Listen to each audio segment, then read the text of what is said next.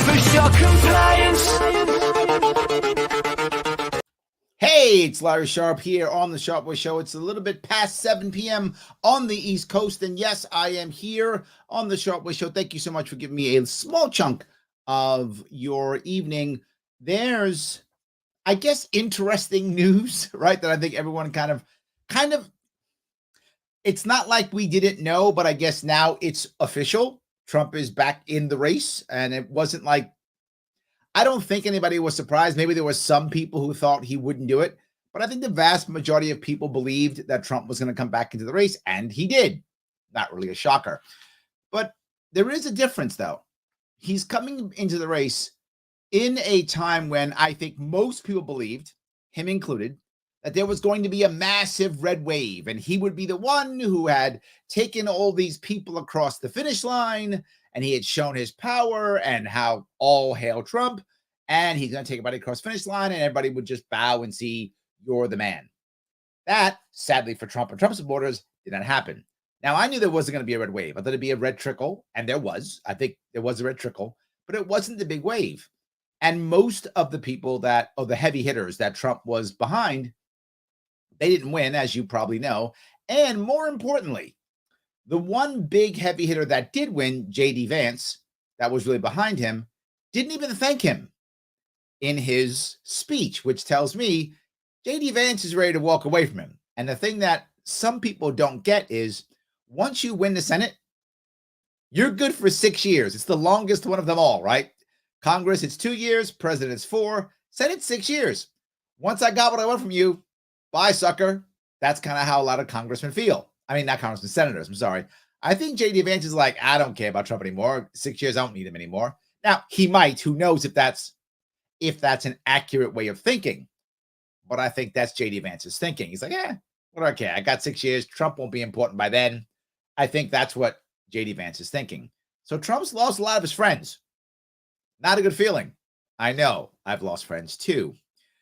When you start losing, people start walking away. Boy, I know how that feels. So I guess I get a little bit of a feeling connection with Trump on that one, right? Him clearly far bigger than me. Obviously, I'm just trying to put myself in that same boat. But I'm just saying I understand the feeling of all of a sudden you're losing. Where'd all my friends go? So yes, I think he's got a little bit of that right now. But he still decided to run. Some of you might think that's a smart thing or not a smart thing. Well, here's what I would say. It's a gamble. And I think it's a totally Trump gamble. The other option, some people might say, well, Larry, what option does he have? And I'll look at the other person, the opposite side of him, which is Pelosi. Nancy Pelosi did the smart thing, right? The safe thing and the smart thing, the safe thing. No gamble on her. She steps down now after not such a bad red wave. So she can say, see, look at what I did. I'm not so bad. And she steps down and gets to choose her successor. She stays in as an emeritus, right? So she's like a senior elder statesman. That's how she portrays it. And she gets to pick her successor. This is a savvy, not really much of a gamble. Is there a chance that her successor stabs her in the back? Maybe there's a chance, but it's low because she will have to praise him. He will praise her. They'll be seen publicly as buddies. The odds of him stabbing her in the back are slim. Could happen. It's politics. But the odds are a whole lot less. She'll get treated with lots of respect. She won't be the leader anymore. Someone else will show up. Pelosi's move is a very smart, not smart, safe move. That's what I'll say. Trump is a gamble. If Trump gets beaten in the primary, I mean, he's finished. But if he wins through all of this, oh my God. I mean, everyone's going to be like, well, Trump, we were kidding. We've always loved you, right? They'll have to go back and play that game. It will not be fun. Let me grab a couple of comments. I'm going to show you a couple of pieces to show you kind of what I'm thinking about. So Shelley says, hopefully an end to hidden agendas. Oh, not knowing the issues in smaller areas, an end to eminent domain for corporate purchases, paid with tax dollars, end of freedom thefts, end of insider trading. Well, Shelley, I have a little bit of bad news for you. It's none of that. Just telling you, it's none of that. What this shows you, and let me, since I'm there, let me talk to you about what Trump did and what Pelosi did. Trump's speech, if you saw it, and let me give you a little chunk of it, just so you understand what we're talking about. I'm only giving you a small chunk of it so you understand what I'm about to say here. There's no special change. If anything, it's more of the same. And that's the part that I think is that is going to be the most disappointing for those who are further right and for those who are further left. Both. This is how Trump announced. Beginning of our fight to rescue. Oh, hold on. Let me make sure I got that right. Hold on. Let me make sure I got that perfectly correct for you guys so you can hear it. And here it is. The American dream. And it's a word you don't use. 2 words. I don't want to be Joe. It's 2 words. American dream. That was not good what he did. There are a lot of bad things like going to Idaho and saying, welcome to the state of Florida. I really love it. Now you might say, well, Larry, there he is attacking people. Well, to be forward with you, that's what people liked. And even this is not high energy. This is not him hammering people like he used to. He's not saying Sleepy Joe and the stuff that made people excited. The value of Trump was that people saw him as the outsider, number one, right? That was his first advantage. And the second advantage is it felt like he was going to do something good for the American people, right? He was going to make America great again. So on a purely, and obviously, look, I didn't vote for Trump. I support libertarians. I'm just saying on a purely political piece, that was his value. Outsider, okay. People who like outsiders, great. And he's going to make America great. Okay. Oh, okay. That's the guy. Let's get behind him. In order to make America great and glorious again, I am tonight announcing my candidacy for President of the United States.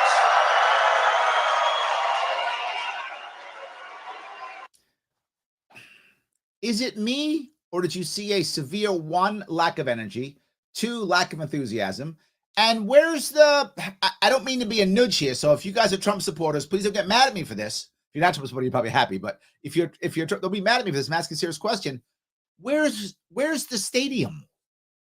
I'm serious. This guy was president of the United States. He used to fill stadiums. Where's the stadium filled with, 15, 20,000 people yelling USA, USA, and yelling for Trump to do this? Now, did he do that on purpose?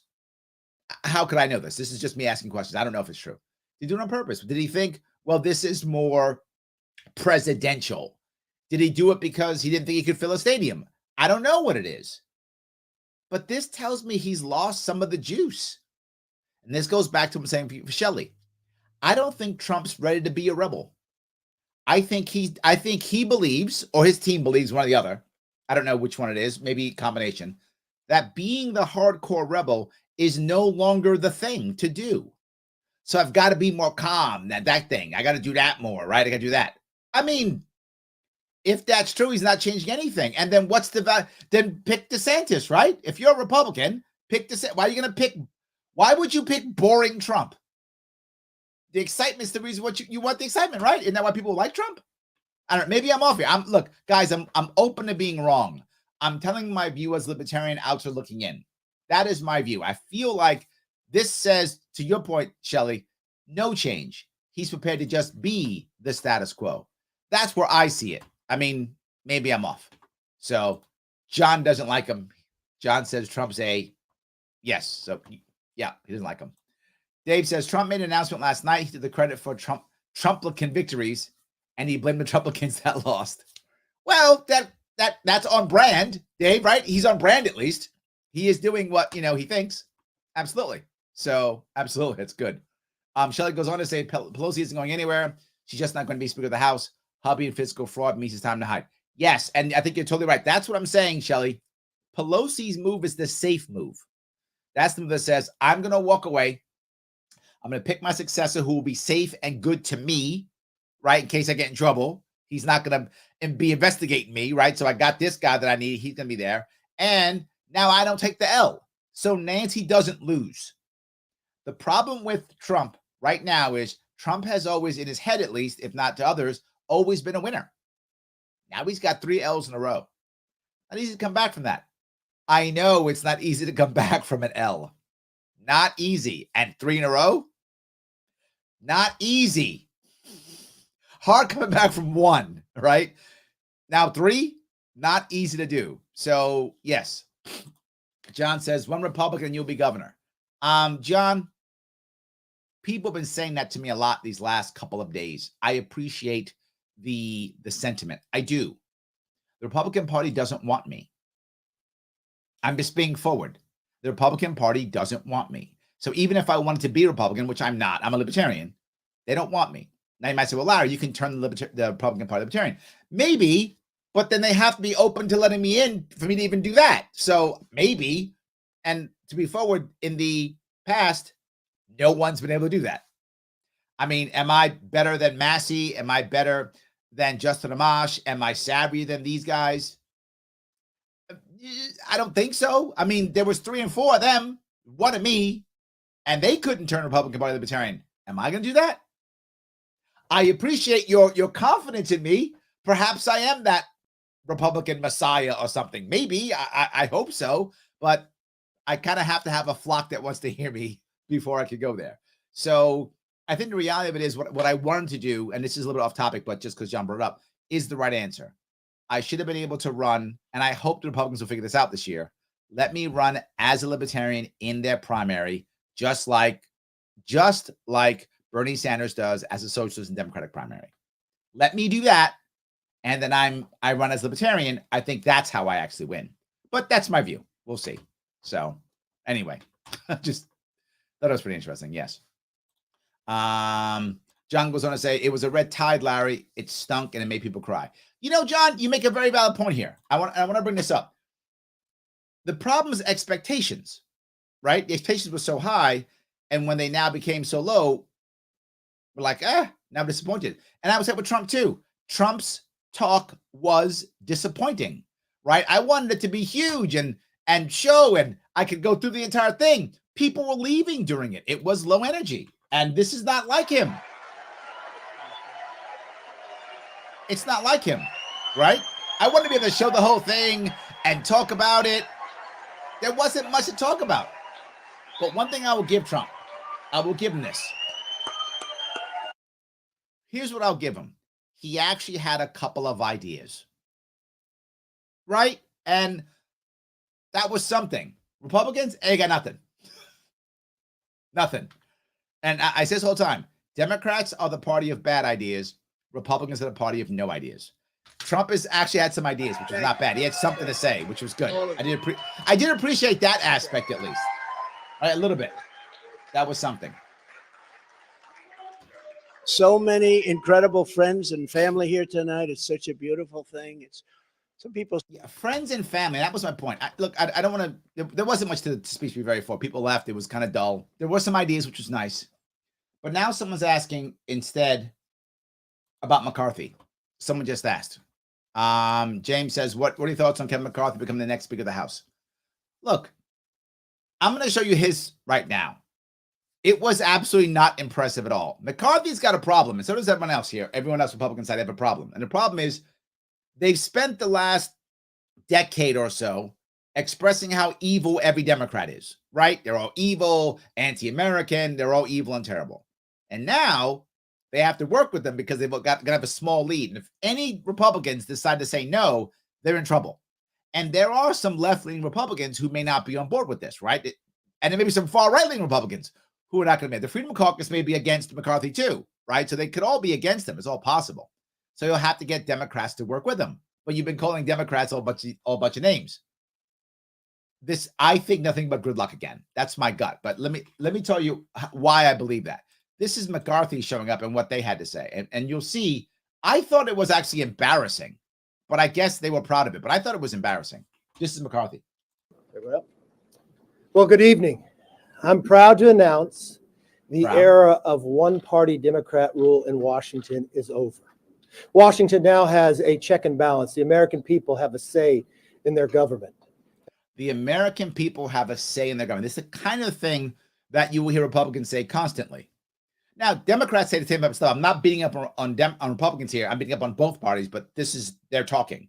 I'm going to give you something that Biden says after this, and you'll see what I'm talking about here. And Pelosi, same idea. But in this case, he says the American people don't have a voice. So, the Americans are the Republicans.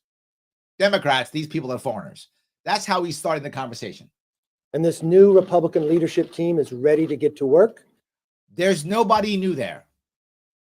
This new Republican, there nobody there is new, right? The newest one is the woman in the back right-hand side. She's the newest, but even she's not new. To put America back on the right track.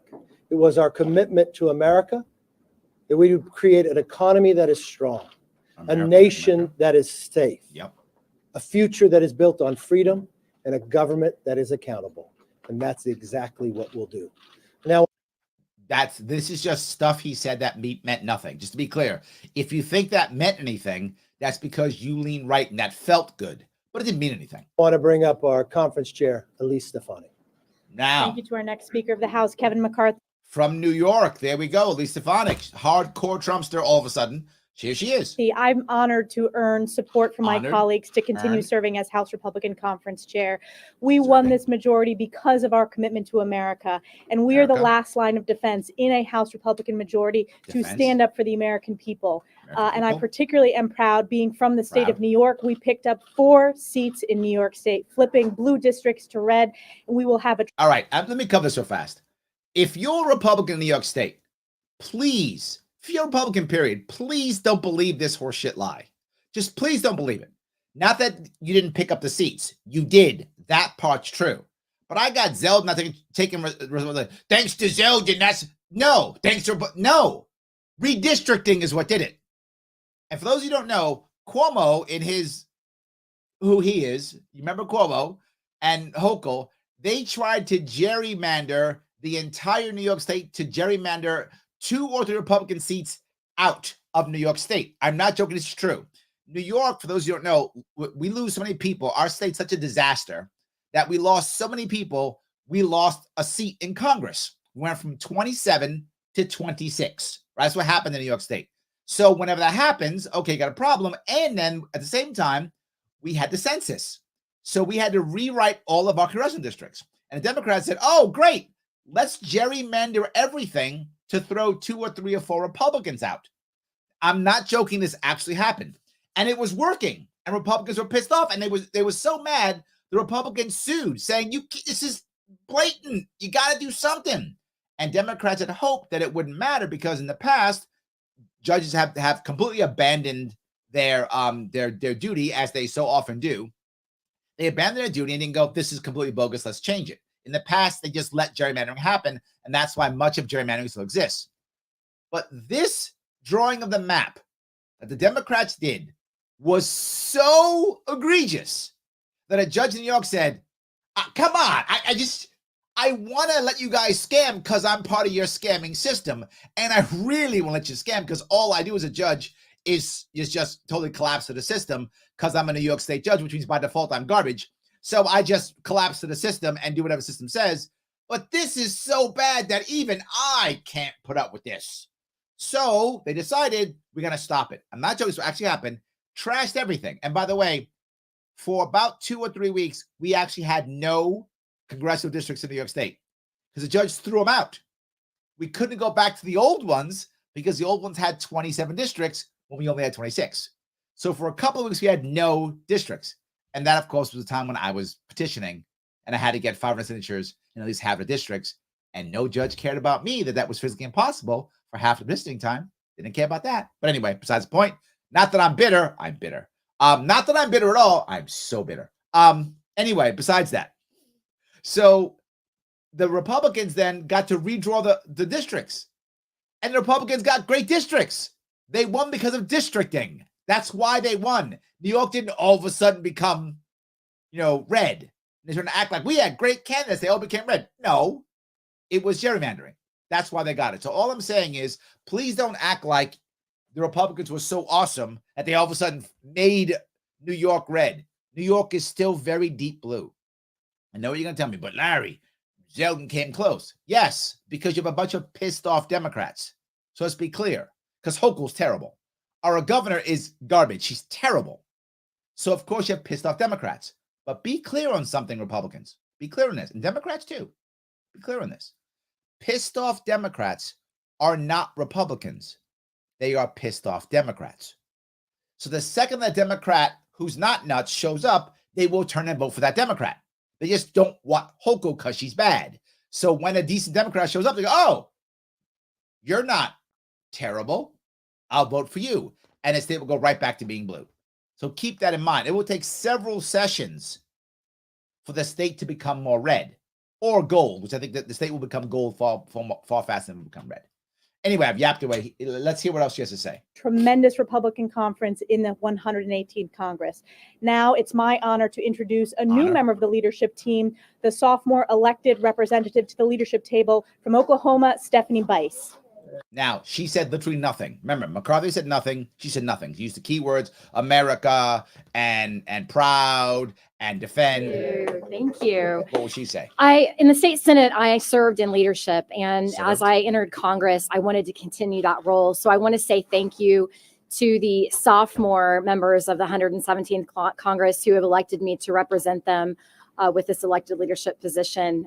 I am excited to get to work with my Republican colleagues to push back on one-party Democrat rule and really work for the American people. It is an honor to be representing my great state of Oklahoma, but also be part of this leadership team, and I look forward to getting to work. Getting to work twice. Our next speaker will be Lisa McClain, newly elected Secretary of the Republican Conference. Our next speaker. They're not Thank speaking. you. The same thing. And I am Lisa McClain from the great state of Michigan. I am excited to be on this Excited team. again. We have elected some phenomenal leaders here. Okay. I think we have a big job in front of us. Yeah. America is counting on us. They are counting on us with the commitment to America to move our country forward.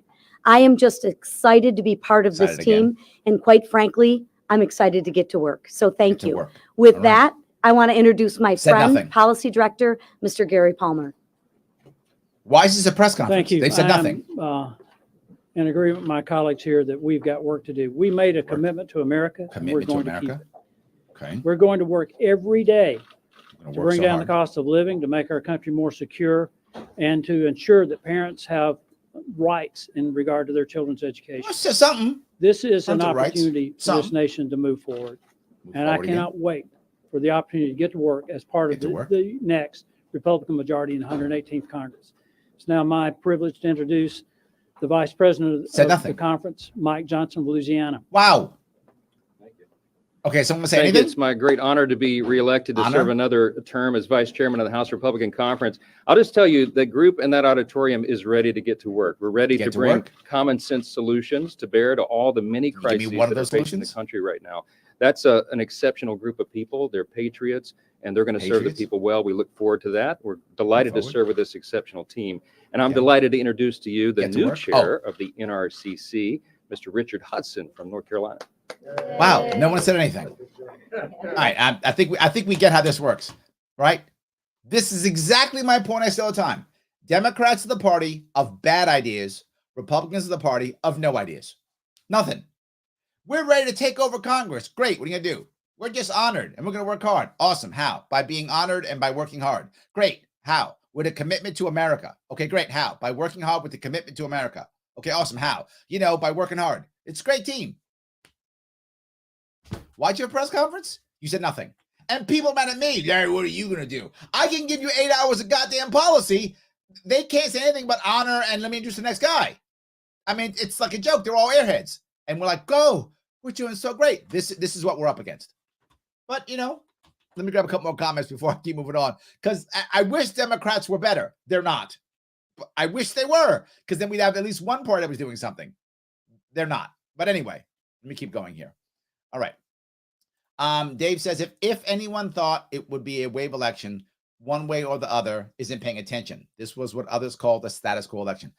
Dave, I couldn't agree more, right? One of the reasons why people were saying, Larry, how in the world could you have known this? And I said, because as I crossed the state, I actually heard people's problems, what they were saying, what their issues were. And when I heard it, and my policy team knows this very well, and some of you who've been paying attention know, when I hear problems, I come up with solutions. Some of you have given me problems on the show, and I say, give me a couple of weeks, and I'll have a policy for it in a couple of weeks. And I do, right? Here's a problem. Okay, let me see what I can do. And I come up with a policy to fix the problem that you have. That's what I literally, some of you see me do it on the show, right? I do it often. So on my website, I have tons of policies on stuff you would never think I'd have a policy on. Well, because people were like, this is a problem. So I looked at what Kathy Hochul said. And all she said was, you get $1 million, you get $1 million. Here's my money to my friends, money to my friends. That's not going to solve a problem. And I heard what Republicans were saying. More cops. Kathy's bad. That's not going to solve the problem. So I knew it would be status quo because there was no, as I say often, when Obama first ran, he had hope and change. And when Trump first ran, he had Make America Great Again. These are positive, ongoing ideas that we will fix things and make things better. We didn't have it this time. We just had other guy bad. Vote for me or the other guy will kill you. That's all we had this time. That's what it means, 100%. So yes. Phil says, make Saudi lobbyists great again. Trump, probably. That's actually cute. I like that. Yes. Brian says, the GOP's reaction to Trump's announcement is akin to being set up on a blind date with your ex. Wow. Brian. Wow. Okay. Wow. But yes. Look, to be forward, no one's even really talking about Trump, right? This is an early thing. They're not talking about it. I think DeSantis is doing exactly the right thing. I think DeSantis is just keeping his mouth quiet. So this way, if he doesn't run, I never said I was going to run, and he's good. And if he does run and go, I was focusing on Florida. For those of you who don't know, Florida has term limits. So DeSantis can only stay governor for this next term, and that's it. So they have term limits. So he can only do 8 years. That's all he can do. Our state, New York, does not have term limits, but Florida does. So he can only do those two. So that's the issue, right? So that issue is a thing that he's dealing with also. Pete says Trump increased federal spending by 42%. We have to stop believing that the old parties are going to become our saviors. They aren't. Yes, absolutely. Yes, absolutely. So Joseph says Donald Trump calling people out doesn't bother me. I agree with you, Joseph. I do. I think that's kind of his thing, right? If you like Trump, and I know many people still love Trump, if you're a Trump supporter, him doing that was part of the reason why you liked him. So I agree. If you're going to get your people back, if you're going to motivate people, I think you should. I agree with you, Joseph. I think you're totally correct. Yes. It doesn't bother me. He did do good for the American people. The only thing I didn't like about the speech is that he said the drug dealers should have the death penalty. Yeah, I'm not happy about death penalty for drug dealers. I completely agree with you. Yes. I don't think he lost any juice. I'm not buying what you're saying, but you're cool too. I felt like he did. And, Joseph, if you're more of a Trump supporter, you might be a better judge. Or maybe you're biased and maybe I'm a better judge. I don't actually know. I could see either way. I'm going to tell you how I felt. I guess that's what I'll say. I felt like he was too much on. I feel like he was too much teleprompter Trump and not off the cuff Trump. And it is my opinion, and perhaps you disagree, it is my opinion that he's stronger when he's off the cuff Trump because people expect it. It gives them the hits they want to see. I think people feel more comfortable when he's that way because he's matching what we believe he is. If that makes any sense, right? It's like if the dog is always barking, then the dog's not barking. Like, why is the dog not barking? That dog always barks, right? So I think we're accustomed to him calling people out. And I felt he wasn't aggressive. I didn't see him do the name thing. I didn't Sleepy Joe. I didn't see any of that. So I feel like he didn't. So that's just my view. Scientific Libertarian says you could use anti-vaxxer propaganda to trick a small portion of former Trump supporters into not voting for him since he's taking credit for it. But I don't condone such evil shenanigans. Oh, yeah. But you know what?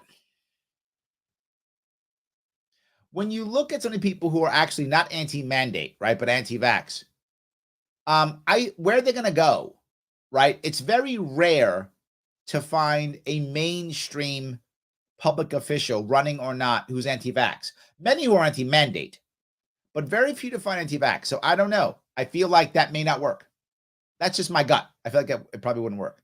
So anyway, Brian said, I think he's trying to add more like DeSantis, act more like DeSantis. Yes, and I think it's a problem, Brian. I agree with you. I think you're correct. And it is my opinion, that's the wrong way of doing things, right? If you're not going to be a better DeSantis than DeSantis, right? And DeSantis is not going to be a better Trump than Trump. So my gut says he shouldn't be doing that. But I think you're right. I think he is doing that. Harold says, Larry Shaw for president 2024. You are trying to kill me, Harold.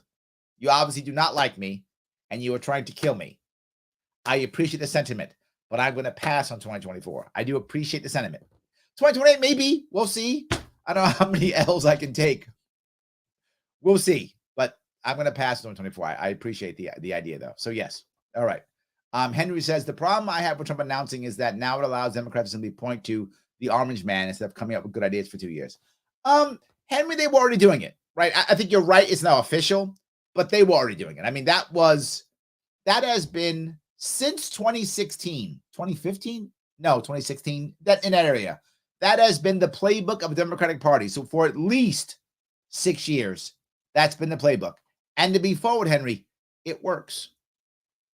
I wish it didn't, but yes, it works. Absolutely. It does work. So yes. All right. Philip says from now on, we'll be libertarians. No more. We'll be libertarians. No more taking L's. That's a good one.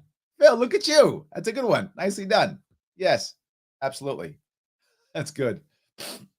All right. Let's see here. Let me keep going here. Running a Republican line would be conceding to everything they sue you about. I feel bad for both sides because their own leadership doesn't care about them. This is true, right? And to be clear, often I bring up Republicans, Democrats, and I probably should be clearer when I say that. I usually mean the leadership of the Republicans, Democrats. The average Republican, the average Democrat who's out there just doing their work and living their life doesn't care about leadership, doesn't care about most of the stuff we talk about. They're just trying to live their life. So I don't mean them. What I mean is, specifically, I mean the leadership is what I'm talking about usually. So yes. So Brian says even Reagan had to back off his 1976 libertarian stance to get the 1980 nomination. So yeah, I don't know, right? Do I got to do that? Is that the right answer? Do I want to sell out and then get nothing? If you're going to sell out, get something for it at least, right? I mean, if you're going to sell your soul, get something for it, right? And something, I don't know. I appreciate this sentiment. I'm not sure that's a place I want to go, but I get where you're going. So Dave goes on to say, Larry, in order for you to run as a Republican, you might have to become a white Protestant Christian nationalist. That will be challenging, Dave, but I guess I could try. I could do the Michael Jackson thing. I could try that, see if it'll work. So yes, that's good. Tim says, Republicans are managing their decline.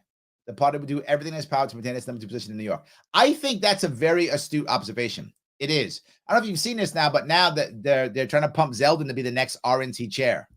I mean, I got to be very forward. Props to the grifters. Well done. Far better than I could have done, right? People often say, Larry, you should have done X or Y. And I'm like, but I didn't think that way because I'm not a grifter. So, and the best part is, Republicans that say Larry's a grifter. I wish I was a grifter. Larry's in Hochul's pocket. Where's that check? Hochul, give me the check. If I'm going to sell out, let me get something from it at least. But no check came to me. So I love that check to be a sellout, whatever they think I am.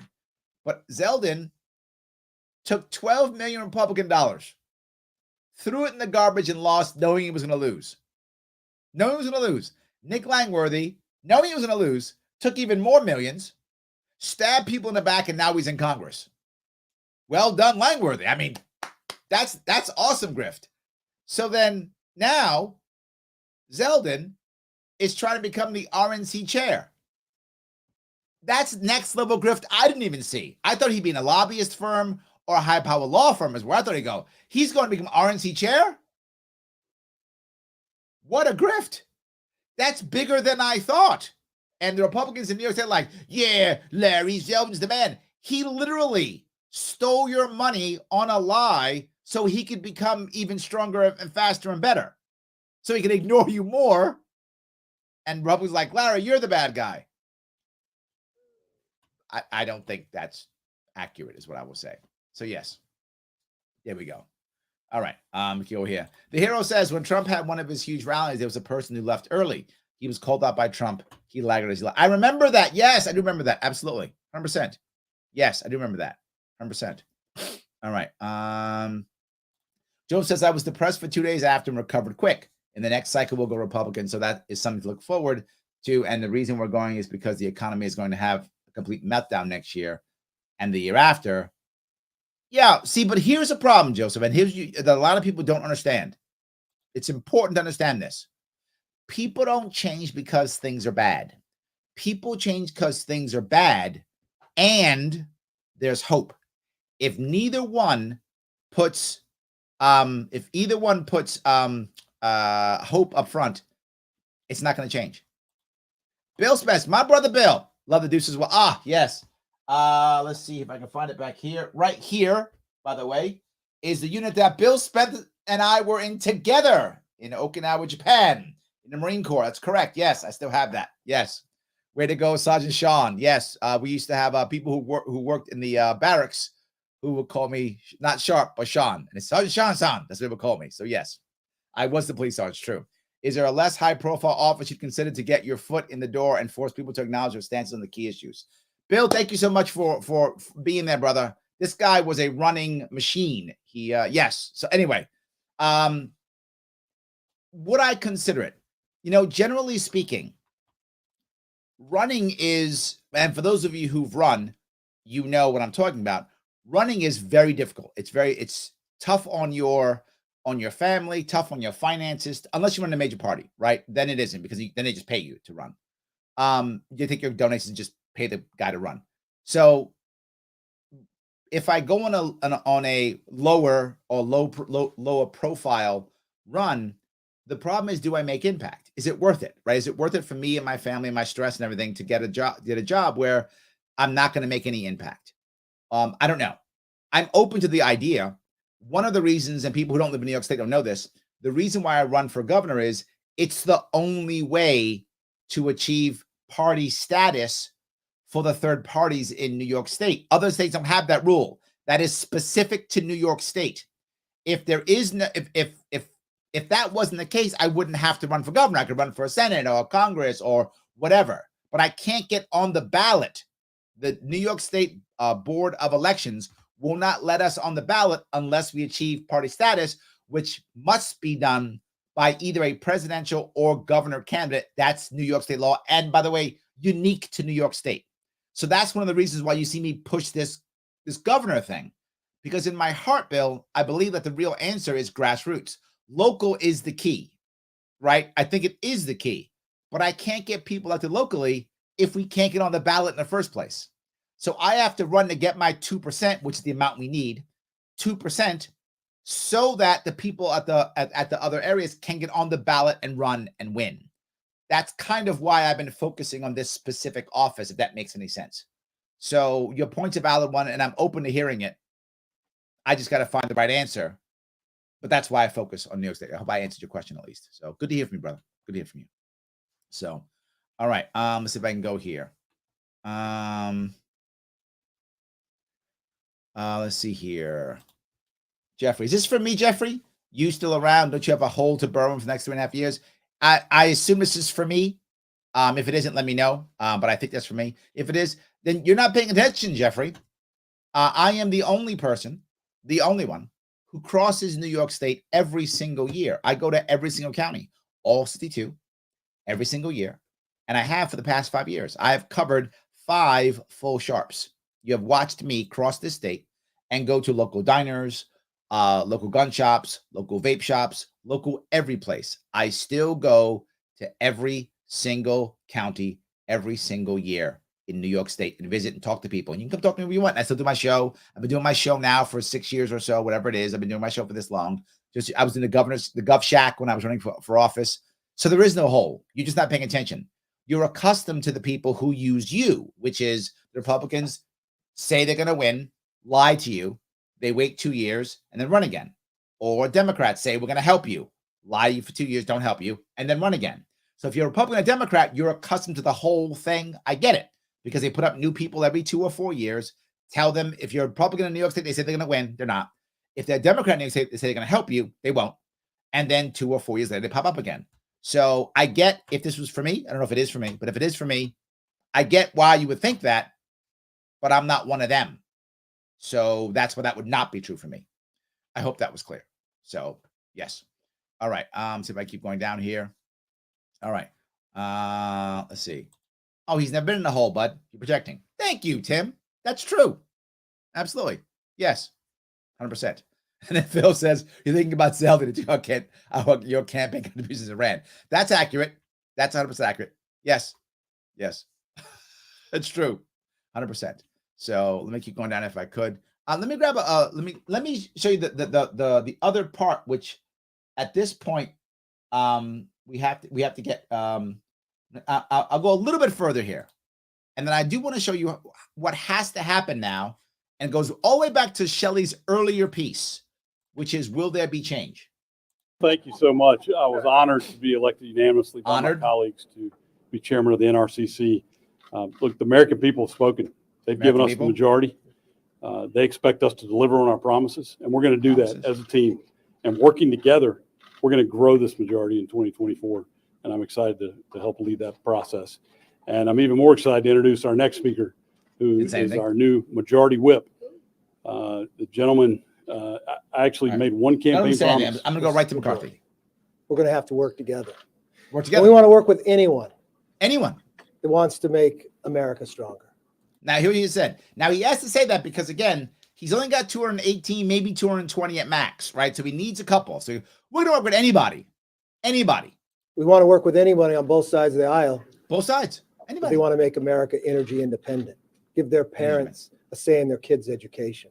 So if they want to do exactly what the Republican agenda is, he has to say those things, right? He's got to say both. He must speak out of both sides of his mouth. I don't envy this guy. McCarthy's in trouble. And I don't know why he wants this position. I guess maybe he'll grift more, because why would you want to go into a position to where you're maybe going to have 2 or 3 people? And in theory, by the way, what happens if a bunch of Republicans physically get sick, or there's a snowstorm and they can't show up, and there's more Democrats than Republicans? How are you going to swing that in a vote system where they won't do proxy voting? They don't want proxy voting. So now people show up and you actually have a Democrat majority with no proxy voting. Or secure our borders, or stop defunding the police. We know there's challenges in this nation around the world. And literally every Democrat's like, that's not us. Listening to the American public, we are prepared to lead, regardless the size of the majority. One thing I've always learned, they don't hand gavels out in small, medium, and large. You get the right size gavel, and we will use it. With that, let's open it up for questions. He has, and the questions he answers is nothing. He has no answers. And again, that goes back to the same thing. But let me go now to what I think is a harder piece, right? A more difficult piece. Here is Pelosi and her goodbye. Now, this to me is, I mean, look, I'm no fan of Pelosi. I think she was a terrible speaker. And I know some of you might like her. I don't mean to be insulting, because I think she was a terrible speaker. However, she's savvy, right? I don't want to take away the savviness. That still exists. She is still savvy. My colleagues have bestowed upon me speaker, leader, whip. There is no greater official honor for me than to stand on this floor and to speak for the people of San Francisco. This I will continue to do as a member of the House, speaking for the people of San Francisco, serving the great state of California, and defending our Constitution. Now, she's like, I'm defending the Constitution. Hers is the opposite, right? These Republicans don't like the Constitution.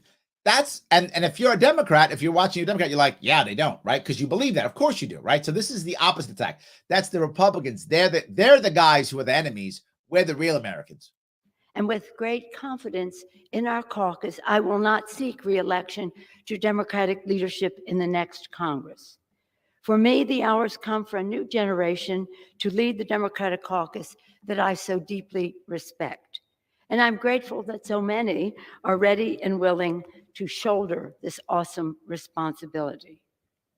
Madam Speaker, standing here today, I'm endlessly grateful for all of life's blessings. For my Democratic colleagues whose courage and commitment with the support.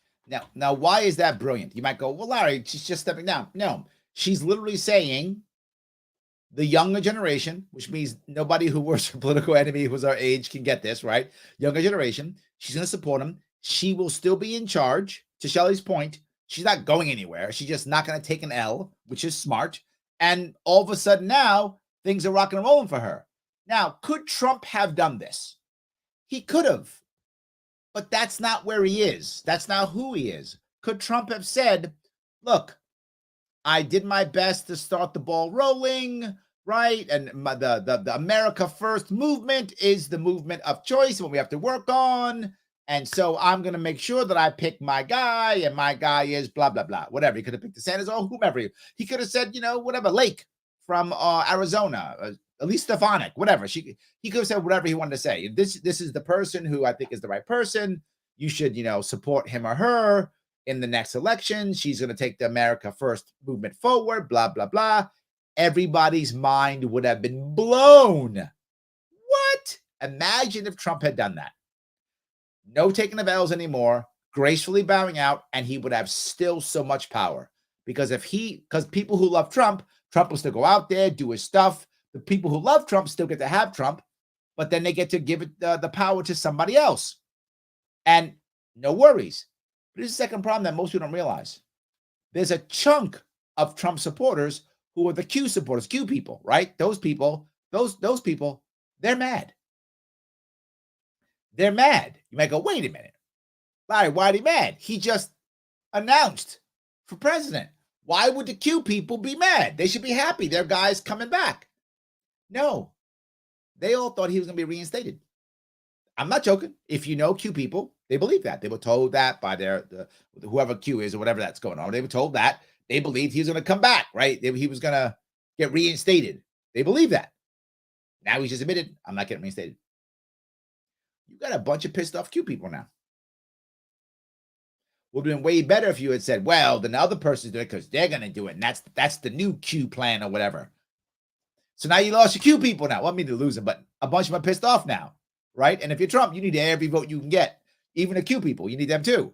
So he's not going to get them. So this is not going well for Trump is all I'm saying. And there are people who believe, I'm not sure it's true, but they believe that he's doing it because he thinks he's not going to get prosecuted. I don't know if that's true. And my gut would say Democrats hate Trump. They don't care what. They're gonna absolutely prosecute him to the best of their ability. They're gonna put him in jail. What Democrats don't want is Trump in jail. They want Trump running wounded. Because this is to your earlier point, right? Phil, if Trump doesn't run, well, then how can you do Orange Man bad? You can't. So the Democrats want Trump to run. They just want to be run very wounded. This is perfect for Democrats. There's no way Democrats are unhappy about this. They're like, wow, it's like Christmas early. I don't get my butt kicked in the 2022 elections in the midterms. I don't get my butt kicked. I take a little bit of a whipping, but it's a tiny little smack, but nothing big. Oh my God, awesome. And I thought I was going to get my butt kicked. Not too shabby. And then I got Trump fighting DeSantis, and Trump's running and he's wounded. Win-win. Nancy steps down. Hakeem Jeffries steps up. All those things. Good and good. Why do I say Hakeem Jeffries steps up? Because what Hakeem Jeffries did, who's brilliant. I mean, this guy's savvy too. I'm surprised how savvy he is. This guy says, this is Hakeem Jeffries. Passed the torch to Brooklyn Congressman Hakeem Jeffries, 52, who has put together a diverse leadership team. Catherine Clark of Massachusetts and Pete Aguilar of California. Checked all the boxes. Here hugging Pelosi. Look at that. Hugging. He's like, yeah, I got you.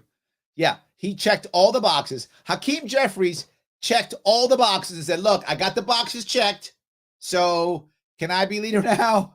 And she's like, okay, I like the boxes checked. Will you be good to me and kiss my butt? He's like, 100%. See, after her announcement, praised her in a tweet as the GOAT, greatest of all time. Called Speaker Nancy Pelosi the GOAT. Not sure I would have used that word or acronym to describe her. However, I understand why he did. If Nancy Pelosi was making me speaker and throwing all that cash at me, I would probably call it a GOAT too. Just saying. If they were throwing me all the cash, they're throwing him. Yeah, I might call it a GOAT too. But political pundit Basil Smichels. So anyway, that's the savvy way of stepping down that Trump didn't do. But imagine if he did. Imagine if he did. He is gambling hard.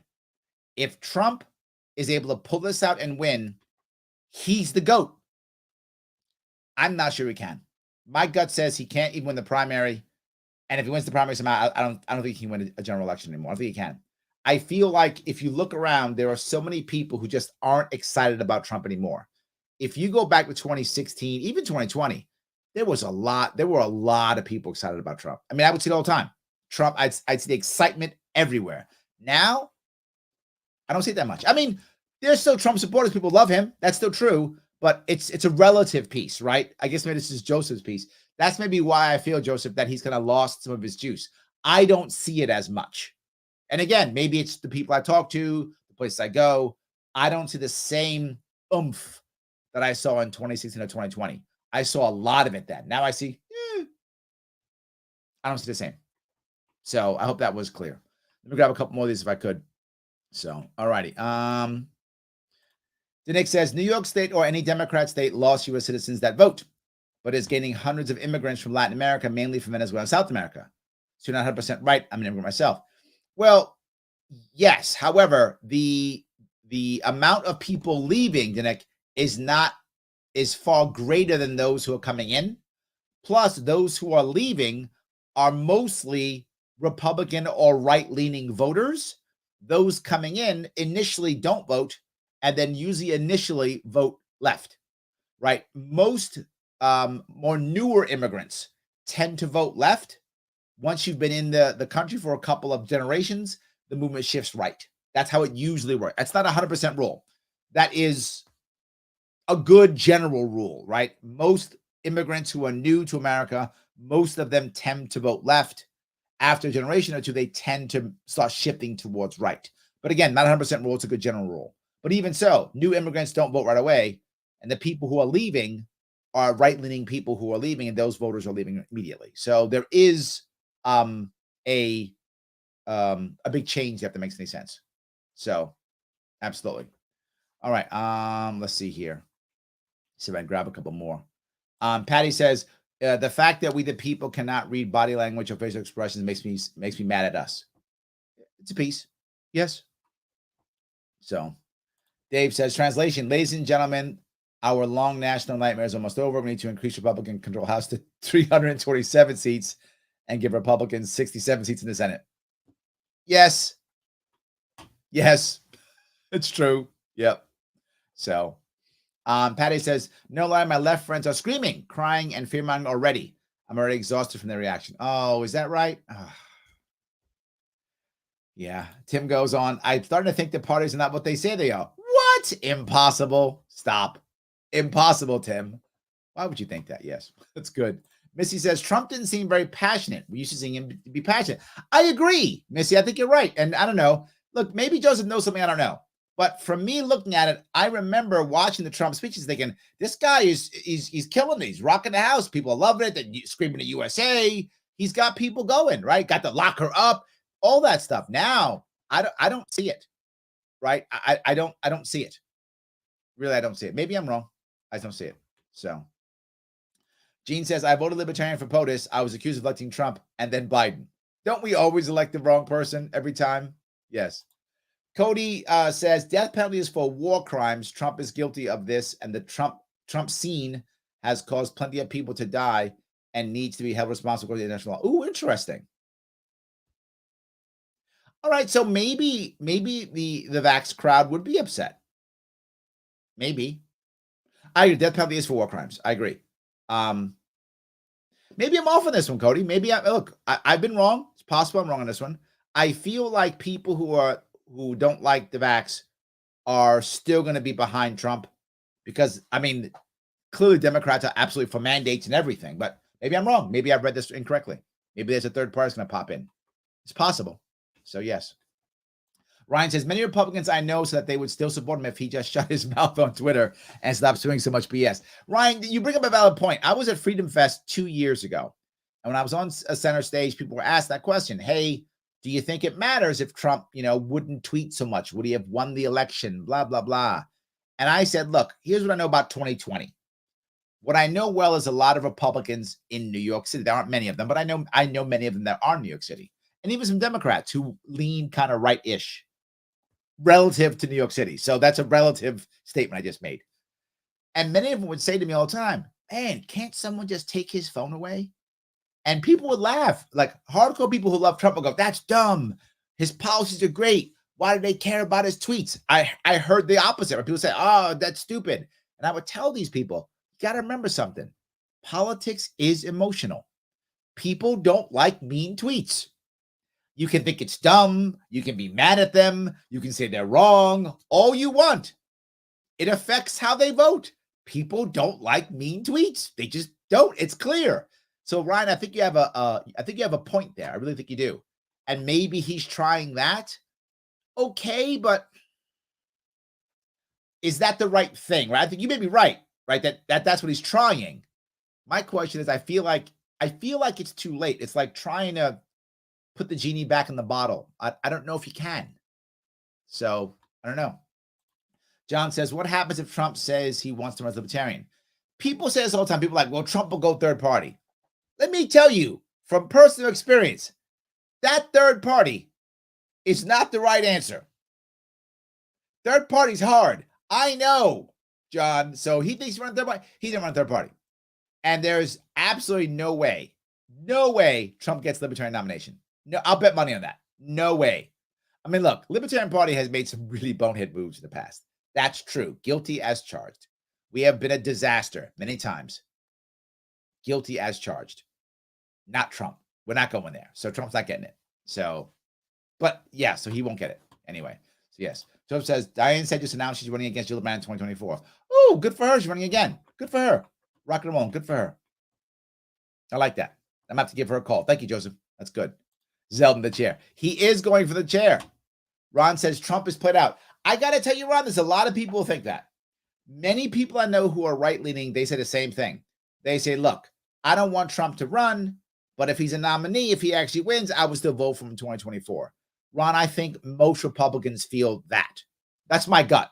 I have no evidence, so take it for whatever you want to take it. This is just my gut feeling that most Republicans would rather not have Trump, but if he's a nominee, they will jump on board, right? Because they'd rather have Trump than any Democrat.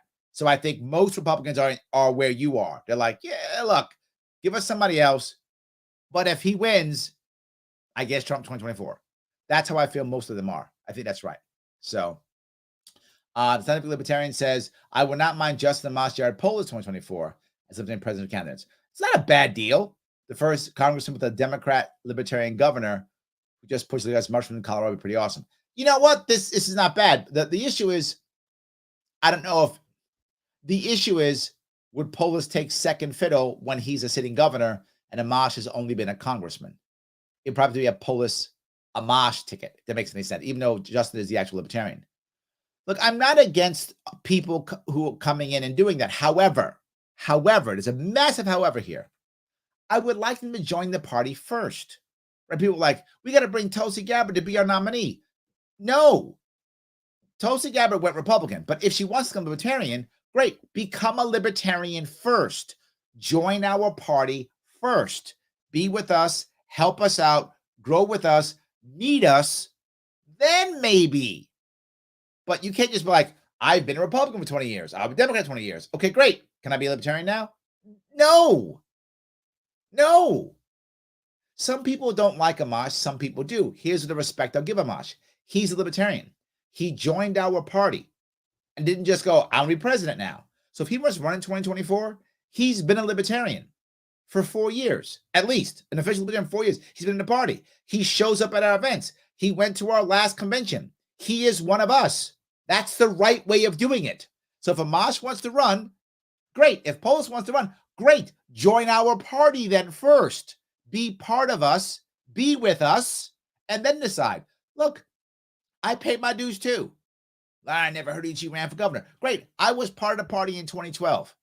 I was writing checks to people in 2012. I wasn't running that. I was the guy writing checks. I wasn't receiving the checks. I was writing the checks. I was writing checks then. 2014, I was our gubernatorial candidate. I was his driver, and I was writing checks. So I was putting in the time. I was raising money for people. I was supporting our senatorial candidate. Right. I was doing that work. I was in the party before I ran. I didn't run since 2018. So I was in the party 6 years before I ran. So just so you know, I didn't just walk and go, I'm the guy. Hi. And I don't mind people come. Polis can come. Anybody. I'll take anybody that can come in, but just join the party first. Be with us. See who we are. Give. Join. Then let's see if you're the right person to take a big position. I don't mind that, but just join first. So do I want all of a sudden in 2024 we go, hey, let's draft this guy who's a Democrat? No. If he wants it, I'm okay with it. Running for it. Go ahead. Join the party next week. Stay with us for 2 years. Help our people grow. Write a check or give us some donors. Whatever. Do the thing. Talk about our way of life. Do something. Help Spike Cohen with his stuff. You are the power. Do that. Do something. Then I'm open to the idea. I hope that's clear. I'm not against him at all. I don't want us just grabbing somebody. I think it's the wrong way. We've done it in the past. It's almost always been a mistake. I think it will be a mistake again. So, yes. So, Dave says, Iowa's the same way. 2% of either presidential governor's race, 3% of Secretary of State won't do it. There we go. So, there we go. That's why we run for governor all the time, for that. So, yes. All right. Let's see here. Is a full shop like the full Grassley here in Iowa? Literally, we stole it from Grassley. Yes. For those you don't know, we stole that from Grassley. The full, and Iowa is funny. Iowa has like 99, if I'm right, Dave, I think it has 99 counties. And some of them are tiny counties. So you got to go to 99 to go to every one of them. And Grassley would go to all of them. He'd visit every one of them. It was called the full Grassley. So yes, we literally stole it from him. I'm giving Grassley full credit. We stole it from him, Dave. You're correct. Nicely, he caught me stealing stuff. But yep, I was stealing. And that's why we call it the full sharp, because I decided I was going to go to every single county every year. And I have. And I will start again next year. Probably in February and March, I'll begin it again. And I will cross New York State again next year. It'll be the 6th time. I'll do it again because I'm not giving up yet. I know some of you wish I would, but I haven't given up yet. So we'll see. I haven't given up yet. We'll see what happens, though. So anyway, so thank you for that. Tim says savvy means evil. Who knew? Very good. I like that. Very good. I love that. Very good. All right. Let's see here. Glenn, cue the government psycho. Do you think it is, Glenn? See, I've never known, right? Is that a real thing or not? I don't make any decision on Q. I have no idea what the hell it is. To be forward with you, I'm not attacking it. I don't know, right? It's not my thing. I'm not into the Q stuff at all. But I've had people tell me that, oh, it's the government doing a psych op to screw people up. And then other people say, no, it's this guy from, was it 4chan? Someone told me this guy from 4chan who's doing that. Maybe, I don't know. But if it's a psyop, it's an amazing one, Glenn. You got to admit it. If it is, I mean, well done, right? If that would surprise me, the government does something well, because if it is a psyop, it's awesome. It's very good if it is. So there we go. All right. Jim says, I found you on the Forward Party site 2 days before the election and wrote you in. Oh, thank you, Jim. I don't trust the reps, and Hochul strikes me as an unready at best. Agreed. I was glad I had another choice, even if it did piss off my wife. Look forward to hearing about your policy ideas.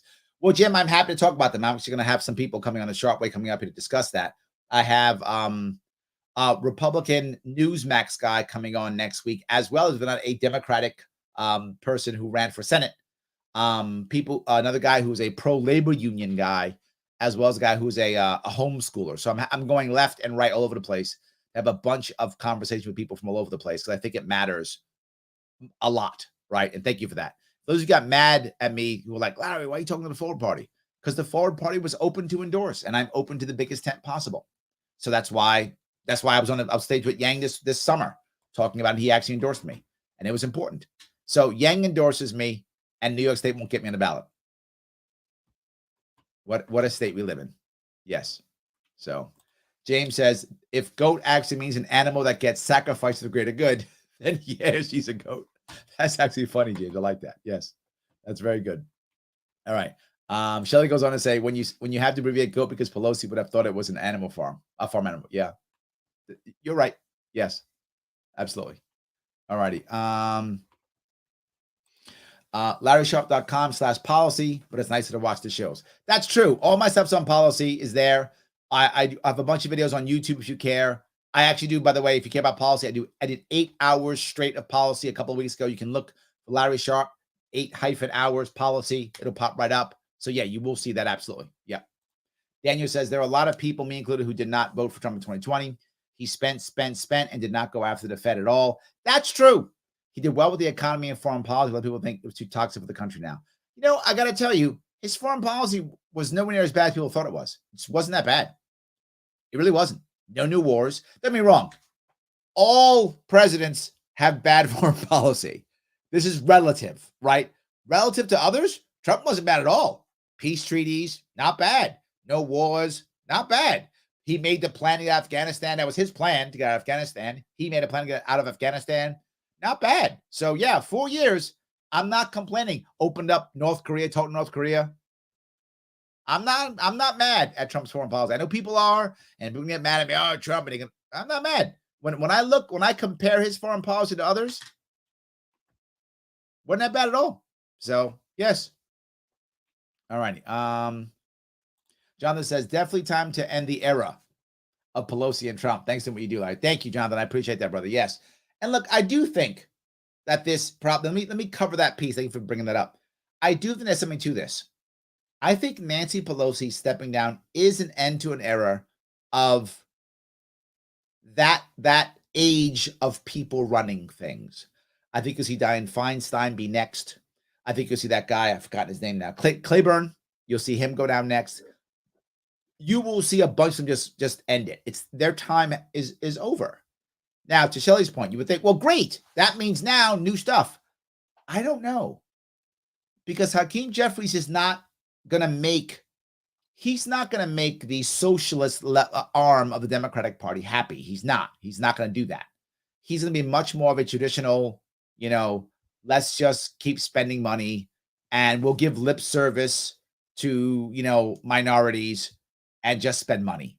I feel like he's going to be that, which what the Democratic Party basically is, right? The Democrats will talk a lot of game about helping minorities all day long. They'll discuss it. They'll virtue signal all day long. They virtue signal better than anybody. Do they actually help? No. But they will virtue signal all day long. Look, here's someone who looks like not white. Look, another one. See? We love you. Oh, you're still poor and broke and in jail? Yeah. But look, this person doesn't look like a white guy. They do that very well, but that's all they do. I don't think I hope that would change. I do think this is the number one battle for Trump. If he pulls this out of, if he is on poise for defeat right now. It doesn't mean he'll lose. If anyone can pull this out, it's Trump, if there's someone who can. My gut tells me he can't. I think Trump's finished. That's what my gut tells me. But I could be wrong. I didn't think he'd be the president. So I was totally wrong on that one. So he might prove me wrong again. If he does pull out of this, I mean, the party is his and whatever he says is what it is. That's what it is. If he doesn't, I think the party falls back to being, again, a status quo party. I don't see the Liberty Caucus doing anything. I wish it would. I really do. The Democrats now have a new thing. Oh my God, what's it called? I'm gonna see if I can bring it up. Is it the Democratic Freedom Caucus or Democratic Liberty Caucus or something like that? I forgot what it's called. I think Democratic Liberty, and they're trying to be more like, Polis out of Colorado, trying to pull that wing out, which is not a bad idea. I hope Democrats can do it, but I feel like it's going to fail like Republican caucuses fail. I don't know if these caucuses can actually do anything.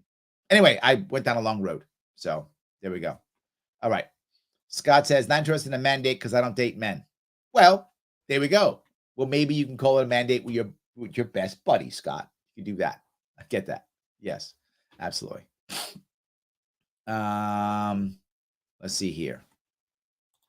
Daniel goes on. Tulsi said on Joe Rogan that with current laws that got changed around Perot's time, it makes it literally impossible for a third party to win president. Yeah, and I'll give you guys a little bit of inside baseball. Sadly, most libertarians that didn't get this, but people who were savvy did get this. 2018, I had run the biggest, most aggressive, most expensive third-party campaign in the country, right? In 2018. That was not the case in 2022, sadly. But that's what happened in 2018. And the powers that be actually noticed it. They really did. Shame on me for not realizing how much they noticed it. I wish I had seen it coming. I was not prepared to defend against it, but there were some signs. And one of those signs were people who were considering third-party runs called me. How do you think Forward knows who I am? The guy, remember when Schultz was going to run independent? Tulsi Gabbard's team, when she was considering independence. They all called me up. They're like, Larry, give us some insight. What happens? How do you do it? Blah, blah. And I gave them all the insight. And I was very open. Here's how hard it is. Me doing that, I was hoping, silly me, again, sometimes when I'm wrong, it's often because I put too much confidence in the humanity of the establishment. And I really have to stop doing that. I hope some of you will scold me if I do it again. The establishment is not human. It's a machine and doesn't care about people or humanity at all. It just isn't. Individual people have humanity. The establishment machine has none. And so as I told them, here's how it works. Here's how hard it is. Here's what you have to do. They all stopped. They all said, I can't do this. I'm like, I know. It's freaking impossible. It's impossible. I said, here's how you do it. Join the Libertarian Party. Be a Libertarian. See how we are. If you like us, we have the infrastructure. We can make this work. We can actually do it, right? Other parties can't. Greens can't do it. Constitution Party can't do it. Veterans Party can't do it. None of them do it. The American Solidarity Party can't do it. None of these parties have been able to get 50 state ballot access. Only we have, right? Only we have. So I told them that. They were like, you know what? We're going to walk away. And they did. So Tulsi's correct. She knows. Her team had, Tulsi didn't talk to me personally, but her team did. So they had debriefed her effectively. It is impossible. I mean, the idea of Trump doing, no, not going to happen. So thank you, Daniel. You are correct. Absolutely. Yes. Dave says, unlike other libertarians, Amash did not endorse Republicans or say I would drop out and endorse Republican. Yes, as neither would I, Dave. Even in my hardest piece, I got beat up all day and I still didn't drop. Of course I didn't. Of course not. So yes, of course. But look, I got to say that, right? If you think about that now, right? Think about what happened. That guy in Arizona, Mark Victor, right? Literally, he dropped out and endorsed the other guy. And what happened? He still got 2% of the vote. It's what I told all you guys who were yelling, Larry, why don't you drop out and endorse Zeldin and get my Zeldin? People, they're libertarians. They don't listen to you. They're libertarians. I can't order my followers to vote for someone else. They would never do it because I ordered them. They'd be like, shut. They would hate me. They would do the opposite because I ordered them to do so. There's no way they would do it. It doesn't work. We're voluntarists. Is what we are. I could ask them to. Yeah. I could ask them, I guess, in theory. But they're not going to do it. And Mark's a perfect example. Mark said, hey, he's my guy. He's the right guy. I did a video with him. And they went, we don't care. We're voting for Mark anyway. And he still got 2% of the vote. Number one. Number two, how does Mark feel now? I bet Mark feels fine. You might say, well, Larry, he got screwed. No, Mark got something from this. I believe he did. Oh, I'm sorry. He will feel bad because he believes he got something from it. Mark probably thinks, well, I've kissed the Republican ring, so now I'll get to be a Republican and they'll raise money for me or something. I doubt that.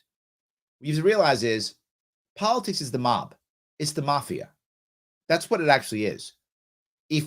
Who's going to enforce your contracts? It's the mob. Do you have boots on the ground? Do you have an ability to fight? Can you put troops into the field? Can you put your mobsters on the streets with machine guns? And I mean that not literally, figuratively. You do that. Now, me being silly and not being as aggressive as I could have been, I had 6% of New York State voters. So that's a nice chunk of people I could put into the field. And I did not take advantage of that at all. Lesson learned. Mark has nothing. He has no leverage. He has no leverage. So when they screw him over, he's gonna be like, oh, I got screwed. Yeah, so there you are, Mark. You stabbed your own part in the back. You hurt every other person running. And what'd you get from it? Nothing. You got screwed. Your guy lost, and you got bent over. Oh, you haven't got bent over yet. You probably think you're going to get something. You will get bent over a year or two from now. I'm trying to run. You get screwed over. Then you know you got bent over. So I got my ass whipped, but I didn't get bent over. That's all I can say. All you guys who ran out and voted Republican, thought Zeldin was going to win, you guys got bent over. I just got ass whipping. There's a difference. That's all I'm saying. What I would say is, or maybe I would respond with, at the end of this election, many of us lost. I was standing on my feet. Some of you were on your knees. That's how this election ended. But we all lost. Some of us were standing on our feet. Some of us were on our knees. I was on my feet when I got my ass kicked. That's what I would tell you. I went out on my shield. I had my sword in hand. Some of you had something else in your hand. Wasn't a sword. That's all I'm going to say. I'll leave it at that. So yes, I would not be dropping out. Yes. So Dave said just 99 counties. Thank you. Yes, it was 99. I appreciate that. Absolutely. Yes. So, Ryan says, who should be the gold candidate for 2024, though? Spike won't do it, but he should. I get it completely. Totally, I completely get it. I get why Spike doesn't want to run.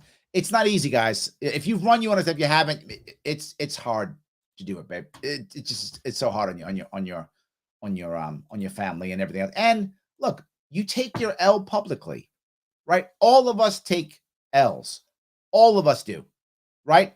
We all take losses in our life. We all fall down. We all get embarrassed. But when we get hammered, right? When we get hammered publicly, it's harder and it stays forever.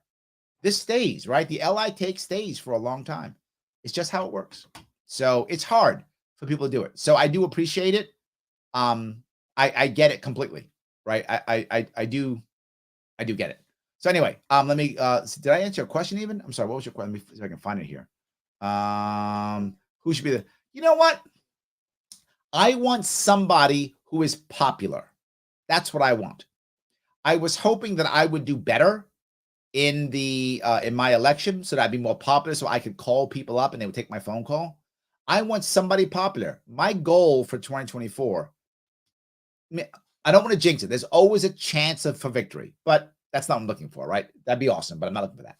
What I want our party to do next year, in 2024, is to get some electoral votes, whether that's a chunk of Maine, a chunk of Nebraska, Utah, Wyoming, I don't care. I would like gold to be on the board in 2024, somewhere on the board in the states. Why? Because they show that map all the time. And when they show some gold on a map, people go, what's that gold piece? Is that Utah? Is that Wyoming? Is that Maine? Whatever. I don't care. Is that New Hampshire? Whatever. Is that New Hampshire?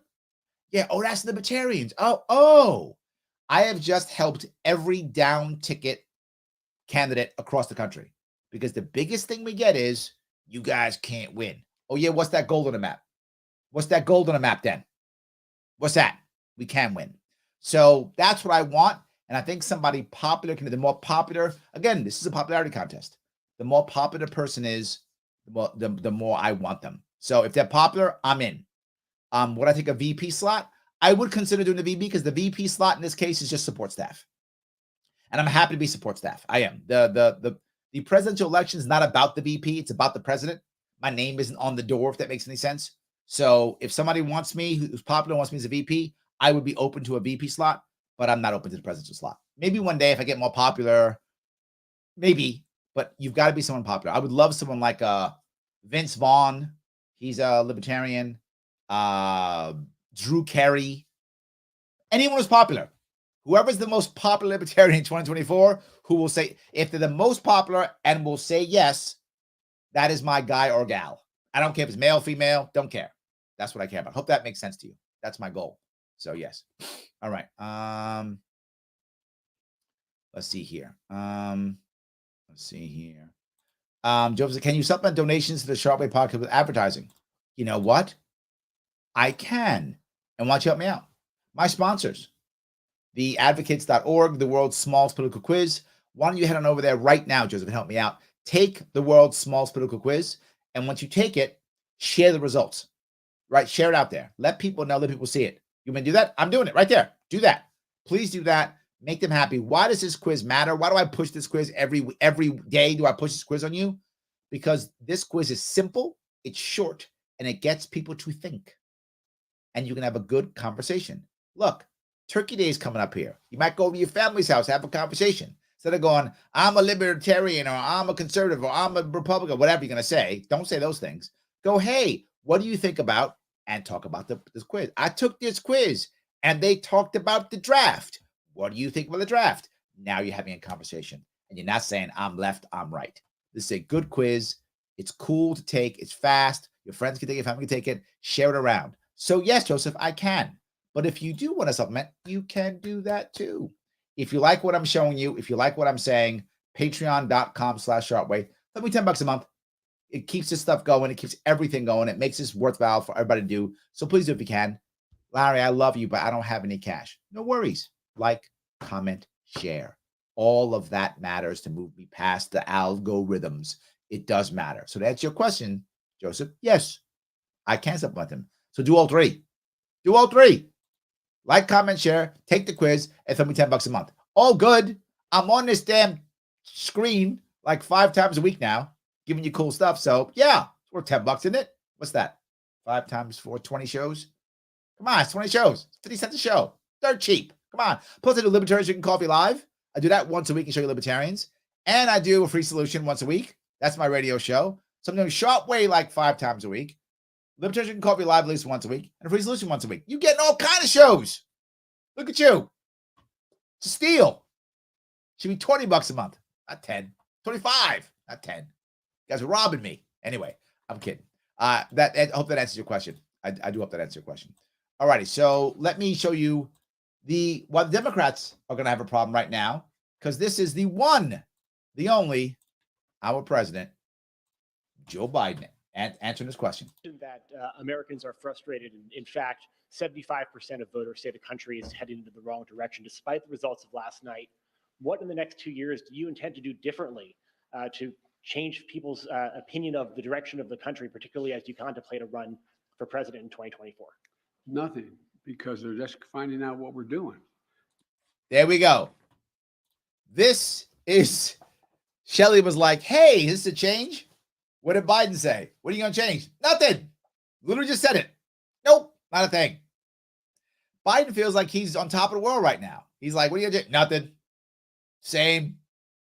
Ask Hochul. You think Hochul's going to change? People are like, well, Zone came close. That'll give Hochul a message. Stop. Just stop. Stop with your cope. New York State Republicans, stop with your cope.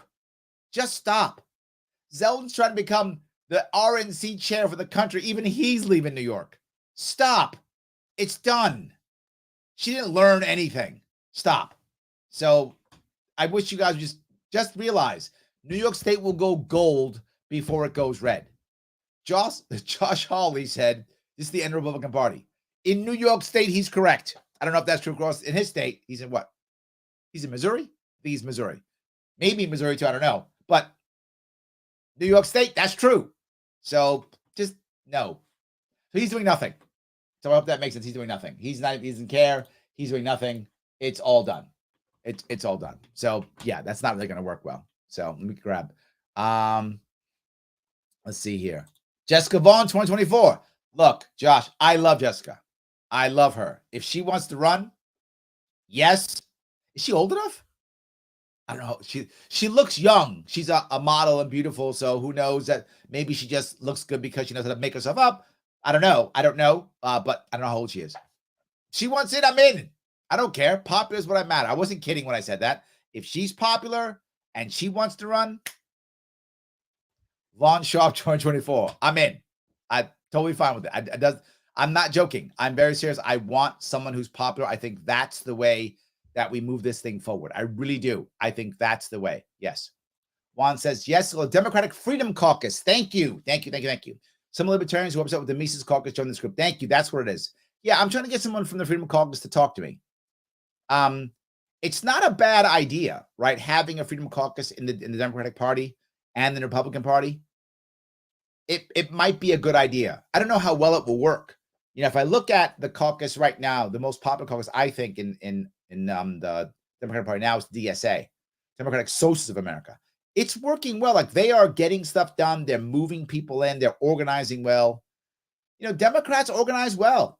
If you're not a Democrat, you may not want to hear that, but it's true. They organize well. It's one of their skill sets. They really do organize well. So if they're able to get a Freedom Caucus, that will be amazing. I hope they can, right? I'm open to talk to anybody. So I hope it does work. And there we go. Yes. Dan says, Democrats don't just vote signal about minorities. They continue to war on drugs. Yes. Which has been the single greatest green light for police brutality in history. Yes. They continue with policy to destroy black families. Yes. Democrats aren't just not on the right track. They are on the wrong track for black people. Dan, yes, and yes. You're correct. I guess I was trying to be too nice. You are correct. Yes, absolutely. So, all righty. Shelly says, who are you interviewing regarding homeschooling? I have a person in mind. We don't have a date yet. I will let you know when the time comes. I tend to put these things out about 2 or 3 days ahead, because I want to be able to swap and do something topical. If that makes any sense, Shelley. If I schedule my people too easy, then too often, then I'm not able to shift in case something else pops up. So that's why I often don't do that. That makes any sense. So, all right. See if I can go in here. The scientific libertarians says Democrats beat the libertarians to crypto money laundering. There we go. I think that shows a pretty clear value on the libertarian part of the issue. Valid point. Check and mate. Absolutely. Yes. JRTS says, what do you think the LP needs to do to improve the opportunities to make a bigger impact in politics? We have to have two things, which we're not really good at. One is knowing how to support the one big guy. That's one piece. And the second part is building out infrastructure that is not only activist based. Let me cover two of those things. They're two separate pieces. The Libertarian Party was built as an activist party, which is awesome. We need activists, and our activists provide a very important service for our movement. We have some of the best activists, better than Democrats, Republicans often. Our activists are very good. But we need more of them, obviously. And we also need them to be better at actually getting into government. That's the part they often can't do well. Why? Because we don't have the other aspect of a good party. We also need better volunteers. We have, but they're not as good as our activists. And they're on and off, and they're iffy. We don't have enough of them. We also have enough good candidates. We need that too. And a better donor base. We need all of these things. So we have lots of activists, and they're good, but we don't have enough. We need more activists. But by percentage, we have too many activists because we don't have enough of everybody else. So we have to still keep growing our activist base, but then support them with all the rest of these people. Because if you got a couple of good candidates, the activists can get the candidates to do the right things, right? The activists can push the candidates into the right place. Candidates are not activists. They're separate animals.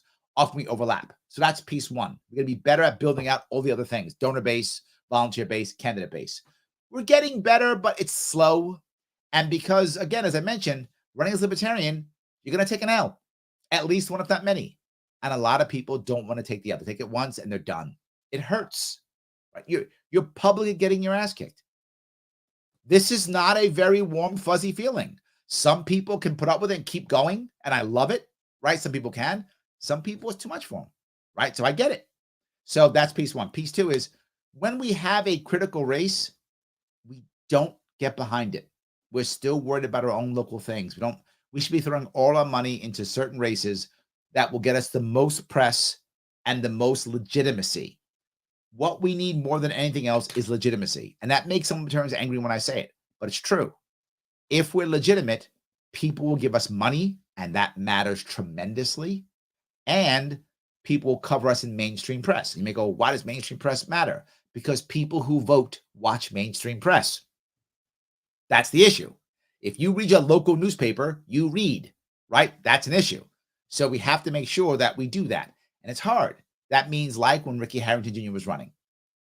Why weren't we all over him, right? I tried to be. I must have interviewed him like 3 or 4 times, right? I wanted to be on because I thought it was a big deal. He was getting press. He was doing good stuff. He's getting 20-30% of the vote. We didn't give him anything. We didn't really jump on him as we should have. When I was running in 2018, this year, when I was running on the ballot, I mean, I got, compared to last time, I got almost no support. It was very hard. People weren't behind me in this. And well, we got about ballot acts in other states. I'm like, it's New York. And people walked away from it. So I think those two issues, we fix those two, we'll be better off. So what matters more than anything else, people get upset about, well, the memes are bad. Nobody cares. Nobody cares. I don't mean to be mean. They don't. We care more than anybody else. How do I know? I'm out campaigning. And when I'm out campaigning, literally nobody goes, Larry's going to vote for you, but there's memes. Nobody said that. Like nobody did. The people who said the memes are bad were other libertarians in other states. But in my state, no, literally, I ran a year's campaign. It was a crappy one, but I ran a year campaign. No one said, but the memes, nobody said that. Not one person. And no New Yorker said it online. Other state libertarians are like, you got to denounce memes because that's critical. It's not critical. It's not critical. You know, what I get more hell from is what was public in mainstream media. So 2 things I get hell from still to this day. naked dancing guy, and Aleppo. I'm not joking. I get those two things because those two things were mainstream media. That's what I get the most pushback when it comes to that kind of stuff. Every whatever, the memes or the platform. Nobody even reads our platform. They don't even care. Other libertarians do. But the people voting in New York, nobody cared. Nobody even mentioned it. Wasn't even a thing. So I know people think that's the important. It isn't. It isn't. I know people are mad about platform. I know. I don't care. And I know people hate when I say it. I don't care. I don't care. The Republicans don't even have a platform. I'm not joking. The Republican Party didn't make a platform. Their platform was whatever Trump says. Literally, that's not an exaggeration. They did not have a platform. Their platform was Trump say. That's our platform. So, yes. And now the Republican platform is Democrats are terrible. That's their platform. Democrats are horrible. I mean, they're not wrong, but that's their platform. So, yes. All right, let me see if I can grab a couple of these if I can. Thank you guys for all this. I appreciate it. Pieces, I love it. I love when Larry gives us some inside baseball. I try to, right? I try to. I've got to keep going to the best of my ability. I try to. Gene says, don't tell me what to do. Thank you. Yes, Gene. That's us. That's exactly us. Yes, absolutely. All right. Juan says, I think Trump can easily beat Biden in 2024, but he can't beat the I Hate Trump coalition who voted him out in 2020. I'm not sure what that means. I think that's Biden, right? Am I wrong? I feel like most people didn't vote for Biden. They voted against Trump. I don't like Trump, so I'm going to go vote for him, for this Biden guy. Right? But before he became president, it was very hard to hate Biden. People didn't like him, didn't care about him, but it was difficult. You had to try to hate him, right? That's why they attacked his son so much. Easy to hate Hunter. Very hateable character. Easy to hate Hunter. Not easy to hate Biden. Oh, sorry. Now it is because now he's president. But prior to him being president, it was a challenge to hate him. You might not like him. Easy to hate Hillary. Easy to hate Trump, right? Easy to love Hillary. Easy to love Trump. Both of those two. Easy on both of those two. Not easy to love Biden. Not easy to hate Biden.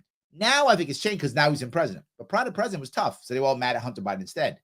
The I hate Trump people are still there. They haven't gone away. I don't know. So anyway. All right.